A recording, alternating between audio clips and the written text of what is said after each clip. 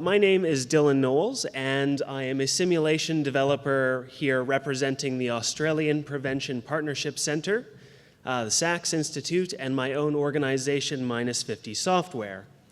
So a little bit about us. The Australian Prevention Partnership Centre is a collaboration of researchers, policymakers, and practitioners that has the express goal of reducing chronic disease and lifestyle-related illness. Myself, I'm a simulation developer out of Canada, and I'm interested in everything that relates to the human experience, from the health care that we go through, to the government policy that affects our lives and the way we interact with one another. Because I'm always living the human experience, that means I'm a bit of a chronic modeler. So, for instance, a little while ago I was stabbed, and instead of recuperating in the hospital, I ended up watching all the nurses and doctors writing down the process flows. So, anyway. So, a little more relevant to the story here is going back to the Australian Prevention Partnership Centre. As I said, their mission is largely around preventing chronic disease, so things like obesity that affects a person's health through their life course, or excessive drinking or excessive smoking that leads to higher cancer rates. Now, normally, the Australian Prevention Partnership Centre will use things like evidence reviews and other forms of briefs for policymakers to help advise the policy that they might use to reduce chronic disease. Now, evidence reviews are really lovely things. It allows you to take all the information that currently exists in a field, synthesize it into a report that a lot of different stakeholders can read, and they can make some decisions. Unfortunately, because they're reports and reviews, they are static summaries. And of course, for really complicated problems, they miss things like context or interacting effects. So for instance, let's say you're working with substance abuse or other substance-related problems. In an evidence review, you might have information from a place like Portugal and its new substance-related, I suppose it's not quite new anymore, but the way that they handle drugs in terms of public health policy rather than policing policy. Now, the evidence coming out of that region, if you were to try to apply that in, let's say, Russia or Saudi Arabia or the United States or Australia, I'm not sure if anyone follows world politics and world history, but those regions handle substance abuse ever so slightly differently, and that kind of evidence doesn't necessarily transfer.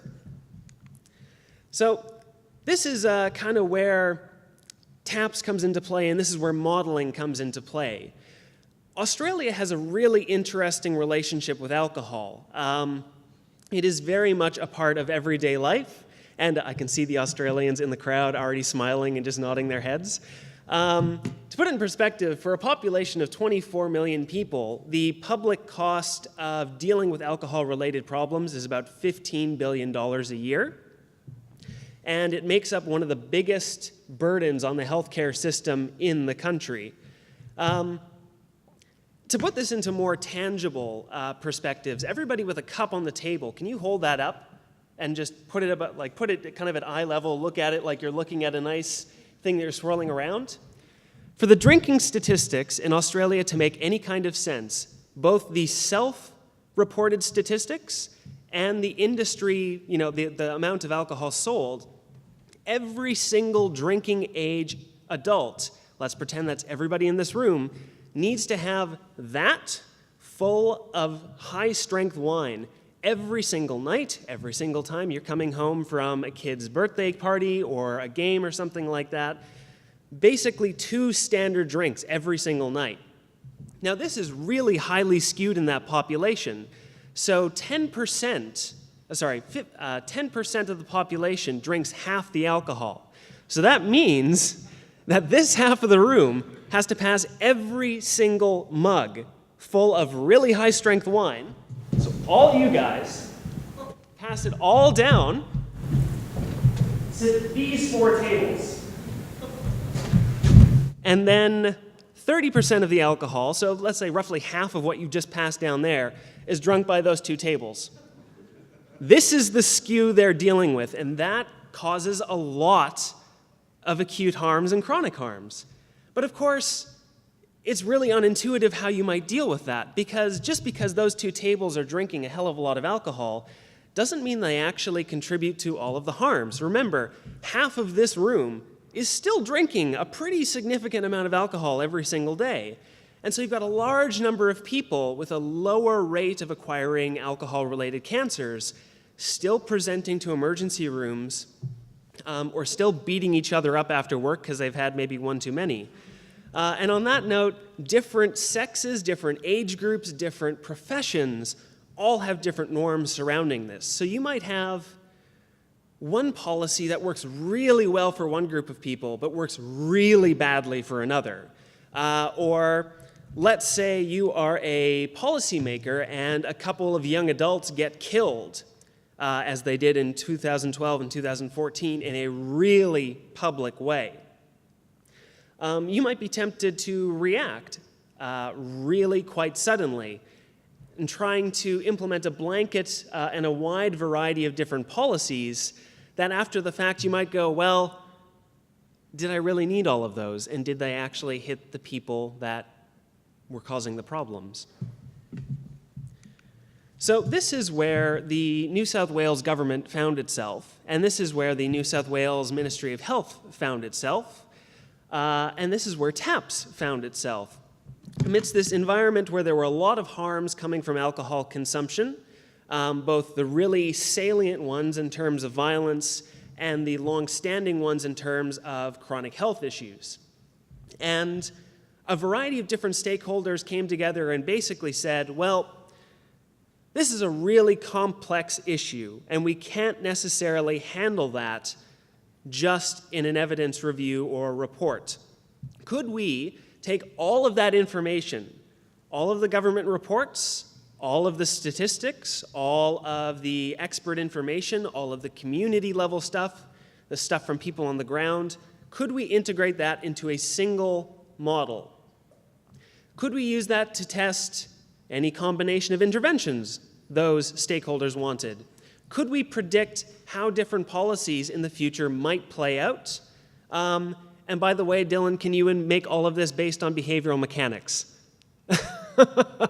And to say the least, there would need to be a lot of behavioral mechanics and environmental factors and legal factors that we needed to actually incorporate every intervention that the stakeholders wanted, ranging from the price environment to when people could actually acquire alcohol, where they could acquire it from, how likely a person would be kicked out of a venue, what would happen if you changed the likelihood of harms following a particular night out of drinking, what would happen if you could take those two tables and help the ones that want to be helped reduce their drinking, what happens if you could take that slice of the room and maybe talk to them next time they came into the doctor's office. And to say the least, with this summarized diagram from one of the stakeholders, from one of the prior modelers, there were a lot of different things to incorporate to make all of that work. And after a grueling year-long process, we ended up creating this massively textured agent-based model that allows us to capture an enormous amount of things. So ranging from how much people are motivated to drink, where they're motivated to drink, whether or not they're actually capable of drinking in that environment, the social group that they're with, the physical context they're in, how much alcohol is sitting in their system, what their current drinking episode is like, what their behavior is based on prior behavior. I just had a thought about that, and I'll come back to that in a moment. Interesting. And so, as you might imagine, this has proven to be a really interesting tool. It's not just something that's been built for a niche policy analysis. This is something that can give a lot of different stakeholders a way to test things in a common environment. And it allows us to make some really interesting policy recommendations because we've not only developed a model, but we've developed behavioral theory about how people actually consume substances. So, the numbers in this graph aren't particularly important. But what we can say after the result of this, we can say a lot of different things about different kinds of policies following model runs. So in this particular diagram here, this is really hard not having this right behind me. I am typically a wanderer. I like going between these things. We have, oh God, this is going to bother me. I'm just going to yell. So, we have this maroon line up the top, which would be the baseline in terms of the harms that people are undergoing, the rates of drinking at lifetime risk levels. I promise I'll go back to the center soon. And we have different types of policies that are implemented. So the blue line would be Sydney's liquor license reforms, where people were drinking, where their drinking activities were heavily restricted by new legal environments. We have this orange line here that represents the, let's say, Ministry of Health. Excuse me, hold on a moment. Yes. Orange line here representing the Ministry of Health and different interventions they could have on that little slice of the population over there. And the green line there showing a combination of those two interventions. And we could start to say to different stakeholders, look, there are things that the government can do at the state level that will have instantaneous effects. And our model can reproduce what they were seeing in New South Wales, particularly in Sydney. But at the same time, we could say to health authorities, look, because the things that you can contribute act on different behavioral factors and different segments of the population, you can play a role in this, but because of the sort of controls that you have, your interventions will only start to actually make a difference after a few years. So you have to make the case to stick with this stuff for a long period of time. And we can furthermore say, again, because there are different behavioral mechanics in here, we can say, look, different interventions will affect different groups of the population, and it means that you can get more bang for your buck by trying a bunch of different interventions that affect multiple groups of people. So I suppose the significance of all this is that before there were just isolated studies that were based on contexts that were difficult to apply to new contexts, and it meant that policymakers had to give a bit of a best guess estimate before they implemented something. And at best, there were sort of qualitative ideas about what would work and what wouldn't. Now, we have something where we can integrate basically all of the literature that we can possibly find on alcohol into a single model. And just as a side note, it's been an insane journey to go through this because we've taken a look at some really well-trusted statistics and realized, good God, the chronic harm statistics don't incorporate time anywhere into them.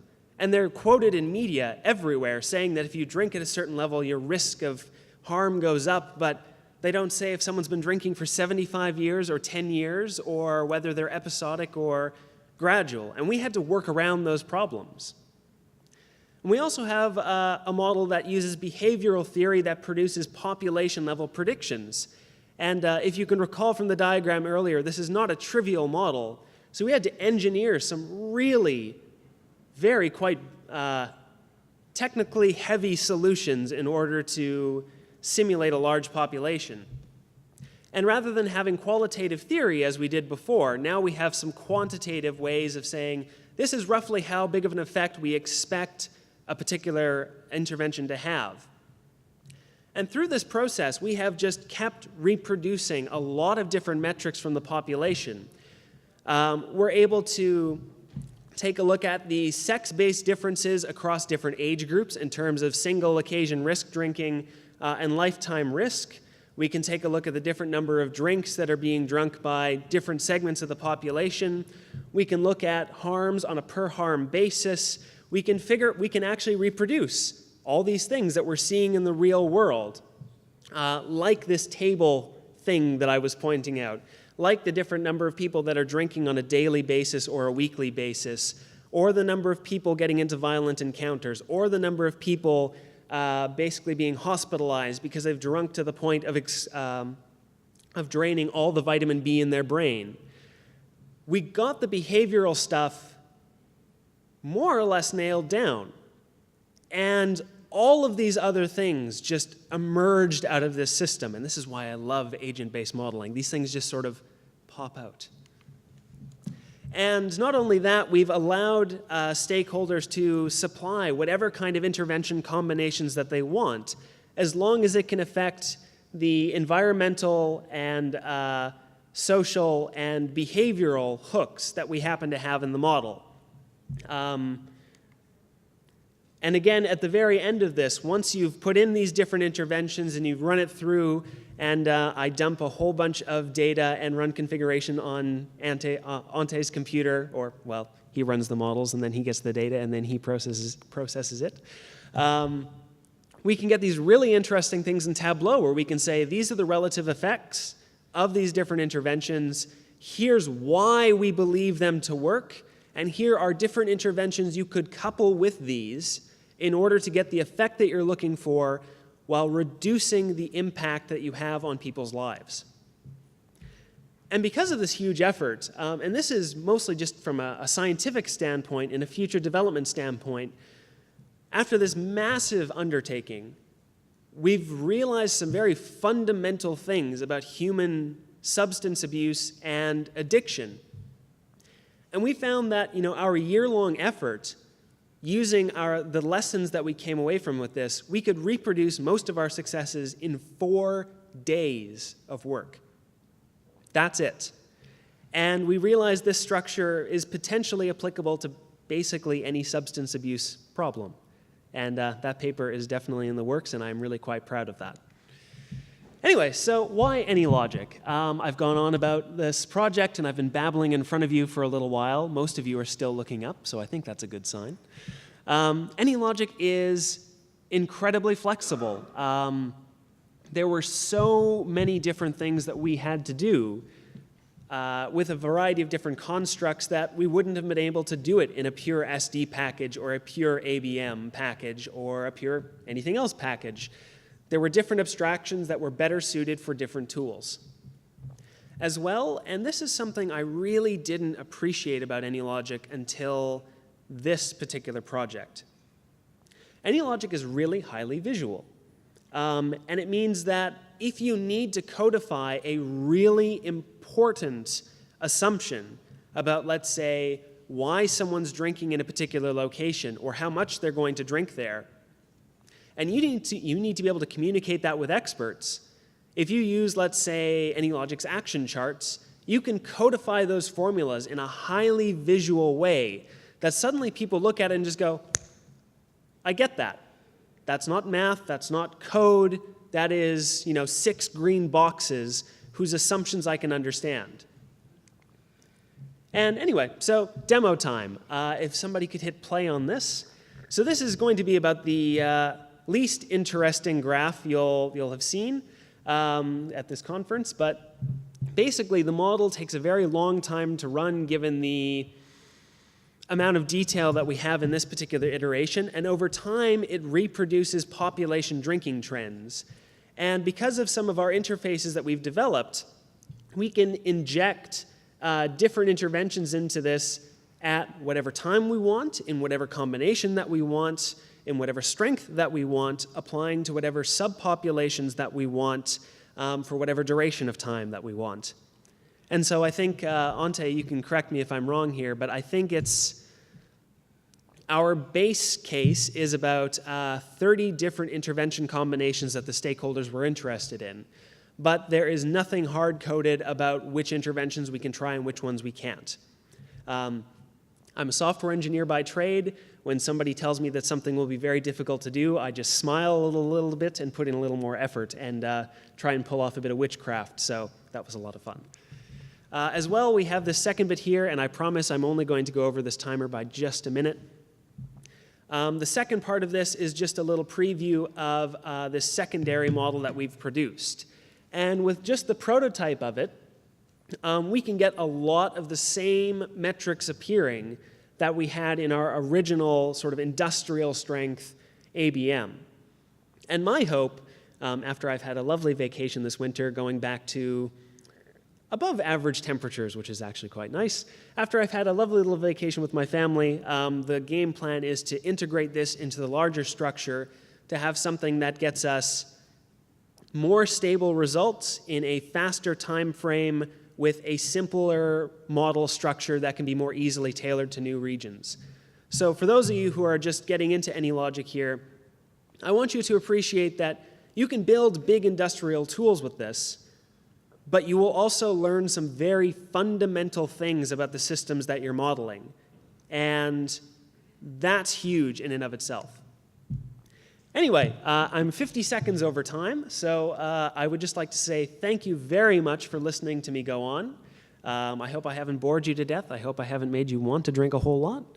And these are the members of our team. So it's me. That's right, it's not behind me. That's me up in the top left-hand corner. Ellie was one of our primary people for acquiring and synthesizing data into digestible chunks. Ante over here is our wonderful data analyst, I guess to really compress what he does. Jeff McDonald at the bottom was guiding hand in this, and Joanne Atkinson in her lovely Queen Bee shirt over there is the project lead that is really spearheading a lot of these projects in the health space in Australia. So anyway, thank you for your time, and any questions?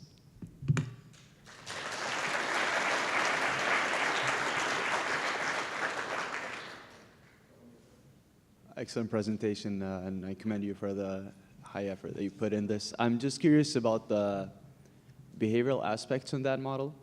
Can you walk us through what the process was? Did you start with data and then you fit it to a theoretical framework, behavioral framework maybe, or did you start with behavioral theories and then you fit the data to it? I'm just curious, what was the process with that? And then my second question is, what kind of validation mechanisms do you have in place just to validate whatever results you end up with, especially since you're working with a lot of social systems?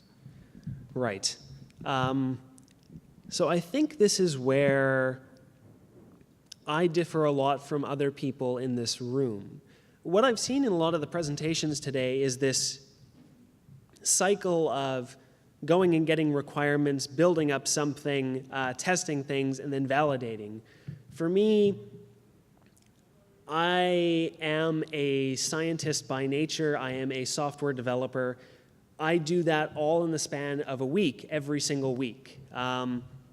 I will develop a little bit, see what population metrics I can come up with, and every time I try and add new functionality to a behavior or I try and expand something, I try to make sure that all along the way the model is increasingly reproducing new aspects of the world. So I view this as very much a scientific enterprise as much as I do a policy enterprise. So to say that if we're moving in the right direction, we should be able to replicate an increasing number of metrics. If we've got the wrong structure or the wrong theory about how humans behave, we're not going to be able to increasingly predict these things. That's just the way that I look at it. Because it's an ABM, because it is a social system, because we have to make simplifying assumptions, we will never be able to precisely reproduce what's going on in the real world. But when we can reproduce, a couple dozen of population metrics using one model that are completely unrelated and some of which were not being used as calibration targets, then I think we're on the right track. In terms of integrating all of this, at the very beginning of the process, I guess when I walked into the process, Joe and the rest of the team had already acquired a lot of data. They had gotten a bunch of key insights from stakeholders using workshops. And so what I did is I just tried to bang together a quick prototype as quickly as I possibly could. So what were the main things I was hearing from the recordings of the workshops? What were the main things I was seeing in the literature? And I saw how far I was getting. And then every couple of weeks, Jeff would come in and he would cut me out at the knees I would go home pulling my hair out a little bit. In an iterative fashion, I would go and try and simplify things, change things to see if I could better and better and better reproduce those metrics, incorporating new evidence as needed. So that is a long and rambly explanation. I guess what I'm trying to say is that it's very highly iterative, and anytime I would get stuck, we would go back to the theoretical drawing board and take a look at what was out there in the literature. And it is definitely an ongoing process. It's unlike a DES model where you can just get information about how things are operating. Because this is highly unknown, we have had to go through that iterative process. Anyway, does that answer your question?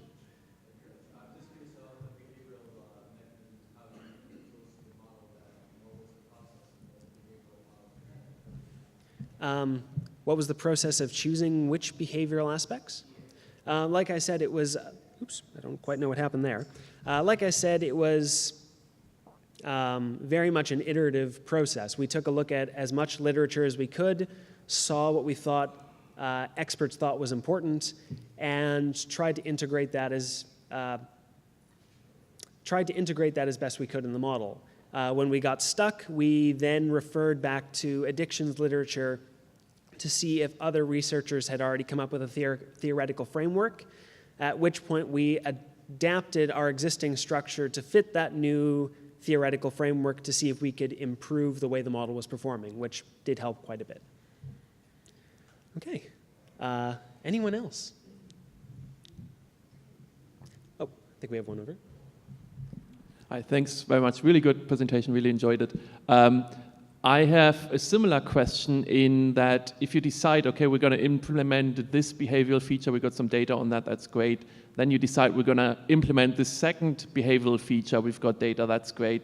How did you think about how they actually interact with each other, if you know what I mean? Trial and error.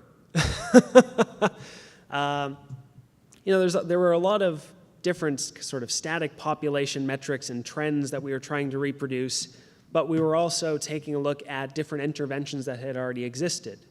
So as best we could, we would try and implement those different behavioral aspects to see, could they reproduce in conjunction those different outcomes in the population. But as to figuring out how much they actually interacted, for which age groups they interacted, for which social groups they would interact, for what type of demographics they would interact, that was very much a trial and error process. I mean, we had good intuition based on the literature and based on, I guess, sort of common understanding of individuals that would interact, that would be from those demographics, but that was a very big part of this year-long process because this was such an unexplored area. The closest things we could find were either very good, highly specific models to, let's say, a particular district, or something really quite incredibly broad that was a, Excel spreadsheet that wasn't very dynamic. It really was trial and error, and I wish I had something more concrete I could tell you. It was painful. But I think in the end, we're on our way towards something that can be really quite valuable. Does that help? It does help. Thanks very much.